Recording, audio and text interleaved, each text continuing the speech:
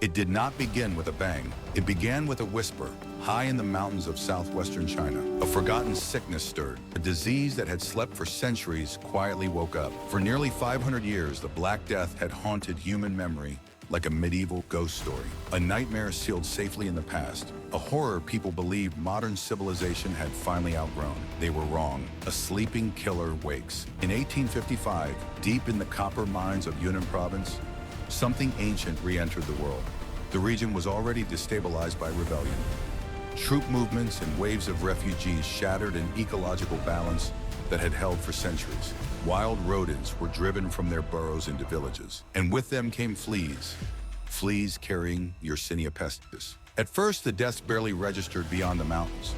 The disease crept slowly, moving along trade routes, drifting downstream toward the coast. But the world it was entering was no longer medieval. This was the age of iron, steam, and empire. And that changed everything. Steamships and empire. By the early 1890s, the plague reached the Pearl River Delta. When it arrived in Guangzhou, then known as Canton, it exploded. In just weeks, tens of thousands were dead. Coffins filled the streets faster than graves could be dug. But the real turning point came in Hong Kong.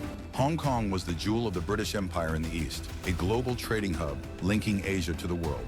When plague tore through the crowded district of Taiping Shan in May 1894, colonial authorities panicked. They burned infected houses, enforced brutal quarantines, but the rats simply fled, straight onto modern steamships waiting in the harbor. These ships were not slow wooden vessels like those of the Middle Ages. They were floating arteries of the global economy, bound for Bombay, San Francisco, Sydney, and crucially, London and Liverpool. The plague had just bought a first-class ticket to the world. Fear reaches the West. As millions began dying across Asia, especially in India, a cold dread settled over Europe. British newspapers ran anxious headlines. Officials knew their ports were open to global trade. They knew ships were arriving daily with tea, silk, and spices. And now, rats. In London, health officials watched the docks with obsessive intensity, haunted by memories of 1665. They feared that one infected rat slipping past inspections could ignite another great plague. The Victorian belief in progress, the idea that sanitation and science had conquered ancient diseases, began to crack. This was no longer a distant colonial problem. By the late 1890s, plague cases appeared in Portugal, and then in Scotland. The plague comes home. Terror fully materialized in August 1900. Not in the tropics, but in the rain-soaked streets of Glasgow. It began in the Gorbals, a densely packed working-class district whose overcrowded tenements resembled Hong Kong's slums more than Britain cared to admit. A grandmother fell ill, then her granddaughter. Within days, the Black Death was no longer an overseas headline. It was in Britain. Authorities responded with ruthless efficiency, barricading streets, forcibly removing the sick, paying bounties for rat tails. Over 100 people died. The outbreak was contained, but this was only an echo of the real catastrophe. Two worlds, one plague. Here, the story splits. In Europe, fear, containment, hundreds dead. In British India, apocalypse. India would eventually lose over 10 million people.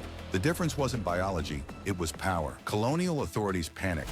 In cities like Bombay and Pune, the British enforced the Epidemic Diseases Act of 1897. Soldiers stormed homes, burned belongings, publicly inspected bodies.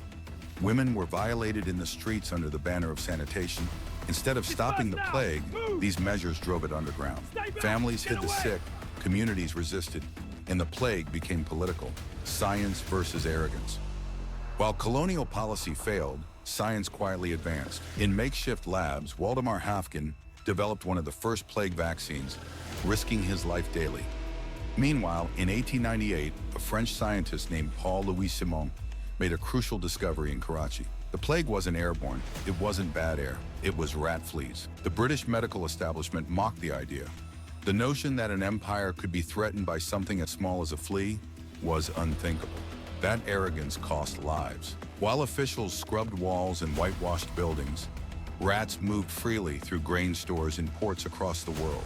The illusion shatters. Slowly, grudgingly, the truth became undeniable. The third plague pandemic wasn't just killing people, it was dismantling the illusion of Western invulnerability. Industrial cities with their slums and garbage were perfect breeding grounds. By the early 20th century, the response finally changed. Ports were rebuilt with concrete. Ships were fitted with metal rat guards. Entire cities were redesigned to keep rodents out. Simple engineering saved millions. The plague's final trick. Just as Britain declared itself safe, the plague resurfaced somewhere no one expected: the countryside. Between 1910 and 1918, mysterious deaths occurred in rural Suffolk. Farmers died of what appeared to be pneumonia. It was plague, likely transmitted by rabbits and hares. The message was chilling. The disease no longer needed ships. It could survive quietly in the English countryside. An unequal end. The third pandemic officially faded around 1960.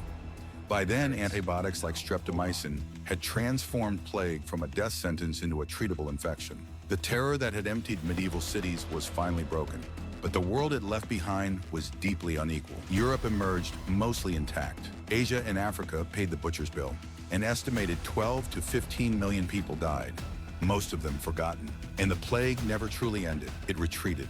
Today, it still lives in the wild, in the ground squirrels of the American West, the gerbils of Central Asia, and the rats of Madagascar.